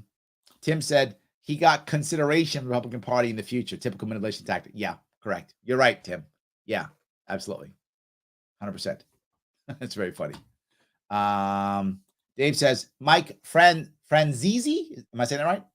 Franzese wrote a book called Mafia Democracy. Yeah, it's the same thing. That's what it is. 100%. Dave says government is the mob. Yes. Yes. Pay to play. 100%. Yes. All right. Pete says some got the high hard one. Yes, they did. Correct. Absolutely. Yes. Dave says, wish the failed red wave would have woke Trump up.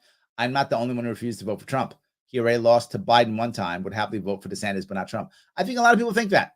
I agree with you. I think you're part of a larger wave of Republicans. I think that's true. I see it often and I hear it now too. Absolutely. So Dave says Amash shop 2024. If Amash wants to run, happy to have him run. If he wants to be his VP, happy to be it. But he has not mentioned any of that publicly or to me. So, but fine, whatever, all good. I'm okay doing the VP thing, not the president thing. Just maybe another time. So yes. Josh says Jessica Vaughn, how can the media ignore her? I agree. Tough to ignore Jessica. She's a beautiful woman. Tough to ignore her. I agree. Tough to ignore. So yes, I'm in. Jessica, if you're watching, if you're running, let me know. Vaughn Sharp, I'm in. Let's do it. I love that. So, all right. Patty said, Joe said in 2020, nothing will fundamentally change, and he stuck to that campaign promise. Oh, nicely done. See, he's being honest, Patty. He stuck to his campaign. What do you do? Nothing. What'd you do? Nothing. There we go. Perfect. I love that. That's very good. Nothing changed. That's very good. All right. And again, Gene goes on, nothing unites Democrats more than hatred of Trump. I agree completely. Yeah, 100%. Dan says, when Harry Brand ran for president, the LP under the leadership of Perry Willis started Project Archimedes. Oh, I don't know. This is 2000 or 96? 96? 96, right? An attempt to grow party members, paid membership, who are more likely to donate. This resulted in the party quadrupling its membership. A great start to having a membership big enough to fund visible campaigns. Yes. You had a subsequent party leadership lost focus on raw numbers of donors. There are tons of libertarian thinkers in the country, even self-identifies libertarian. I agree. I think membership in a party matters. That's the power, right, of being a party, right? Is that you are a part of a member, right? That's the issue. You're a member of the party. You are a member of it. I think it does matter. I agree. And I cannot. People tease me sometimes, go, Lion, would you take money from so-and-so? Would you take money from so-and-so? Yes. I don't care who the person is. If I had enough money, I would have made the ballot and everything would have changed. Money was a critical part. Those of you who don't know the story, there were many reasons why we failed in ballot access. It wasn't just one. But there was one that was like the first domino that kind of made everything else fall. I was promised $30,000 from the national LP. This is before the Mises takeover, right before. And I was very forward in what I wanted. I said, either give me the money up front or don't. Either one. But don't like give me a little bit, because they would like, well, what if we just give you X if you do Y? I was like, no. If you do that, then what will happen is I'll be stuck promising people stuff. If they don't do good enough, I'm not going to have the money to pay them. I'm going to be in a very bad spot. So please don't do that. Either tell me you're not going to give me the money and I will find some other place to get it, or give me the money straight up front. And they went, you know what? We'll give you all up front. A week before they changed their mind. Didn't tell me till 5 days before. So I was 5 days before starting petitioning, $30,000 in a hole. How do I recover from that? So I was $30,000 behind every week. And you might go, well, Larry, so you fall behind a week. When you only have 6 weeks to get 45,000 shares, nothing else can fail. Like, it had to be perfect. So when that failed, then a bunch of other decisions had to be made that were bad decisions because I had no money. So I made a series of bad decisions based off of that one. So that wasn't the only reason why it failed. There were many reasons why it failed. But that was a critical one because that caused me to make, it's the wrong answer.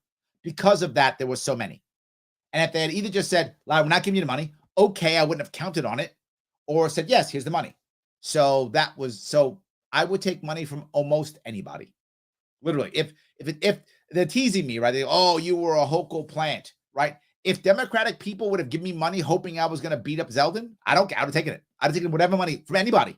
If you would have given me money so I could get on the ballot, I would have taken it. The only difference is I wouldn't have hidden it. You would have known. You'd been mad at me. Why are you taking money from this lefty guy? I'd be like, here's why. I took the money from the lefty guy, and here's why. I would have totally done it. Yes. You can be mad at me. Tell me whatever you want. I'm telling you up front, I would have taken it. I would have told you all. I would have lied straight up. But this guy's a Hochul guy or something. I'd be like, yep. You get a ballot. Yes. So I agree with you completely. Donors are key. I wish it wasn't true. I wish this wasn't the issue, but it is. Absolutely. So yes.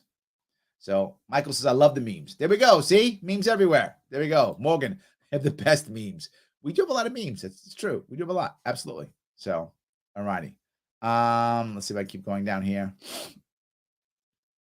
Josh is a mosh for House Speaker. You know, people don't realize this.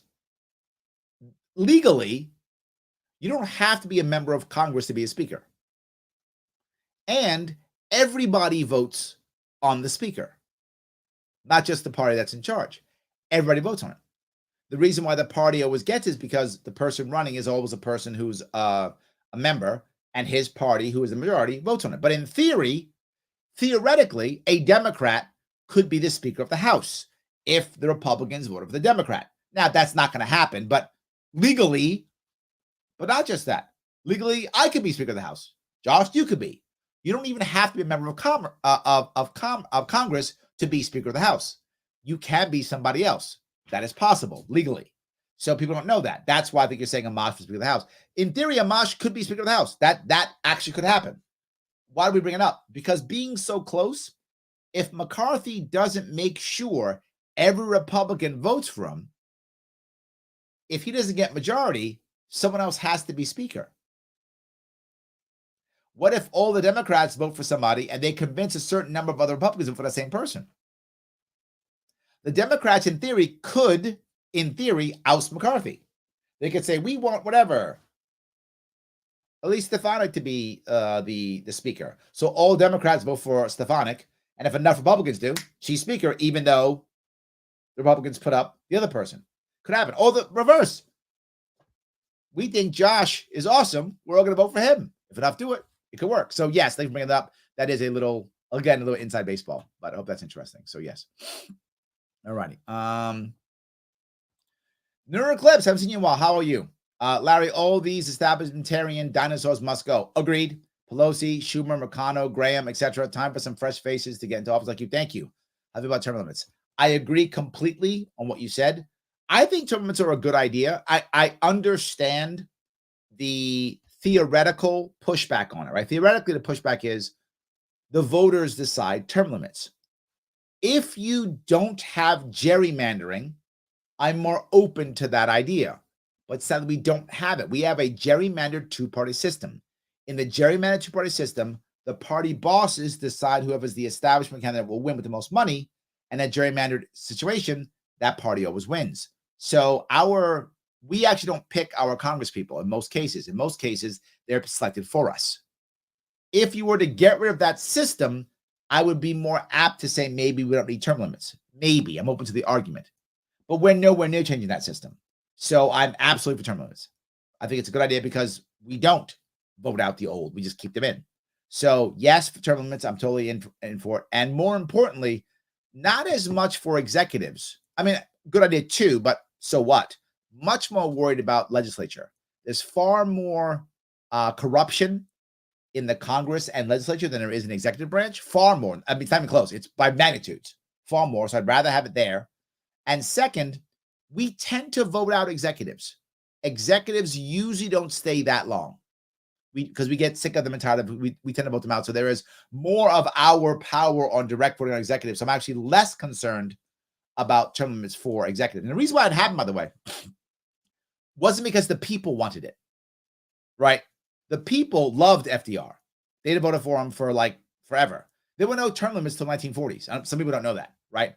Term limits on the president is new. That wasn't a thing. So we didn't have term limits for 150 years or so, and we never had a president more than twice without term limits. And that's my point. We usually vote them out, right? History has shown we don't like executives for too long. So we usually vote them out. It's direct democracy. We kept him in forever because we liked him. The reason why it happened was because the people were sick. It's because all the other Congress people wanted their chance at the presidency. And they thought, this guy's going to be president forever. We can't get our chance. So they made term limits so they could all get a chance. This was for congressional power. It wasn't for the people. There was no need for this. Literally, there was no need. FDR was the only exception. Think about it. Even in our own, what if we didn't have term limits at all? Who would have gotten a third? Who would have gotten a third term? Maybe Reagan, but he was already older. People think he was on the already, so probably not even Reagan. Probably not Reagan. Maybe Clinton, but probably not. He was already beat up from the Monica Lewinsky scandal. He probably wouldn't have done it, so he probably wouldn't have got it, right? So probably, but maybe Clinton, maybe, but probably not those. Maybe Obama, maybe. So if we didn't have term limits on the executive, the president, maybe one or two guys would have gone 3 terms. Maybe none of them.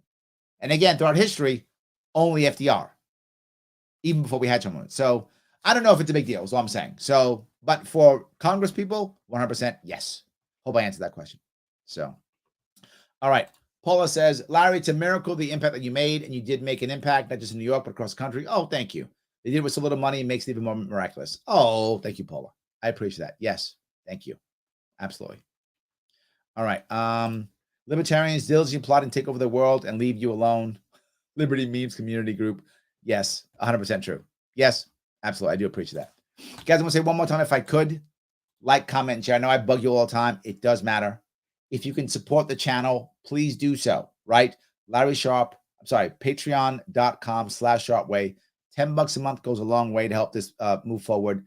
To get us the clips, we need to get clips. To pay for the editing, we need to edit for. We can try to do all that stuff, to advertising to get past the algorithms. We need to keep this going. So please, if you can give $10 a month, that's awesome. If you can, Larry, I love you, but I can't do it. No worries. World's smallest political quiz. To Joseph's point, they're our sponsor. Help me out by doing it. If you go there and share it, they know that it's being shared. They see more traffic to the website. They're happy. They keep sponsoring the show. So do that. It's free. So you don't have to give me $10 a month. See, easy. Do that. No $10 a month. Larry, I'm lazy. I don't want to take the quiz. Then give me $10. Done. See, either way, you got more time. Give me time. You got more money? Give me money. I don't care. Either one. Doesn't matter to me. Either one works fine. And no matter what, click that like button. Subscribe if you haven't already. It does matter tremendously. Please help out to the best of your ability. Absolutely. So yes. All right.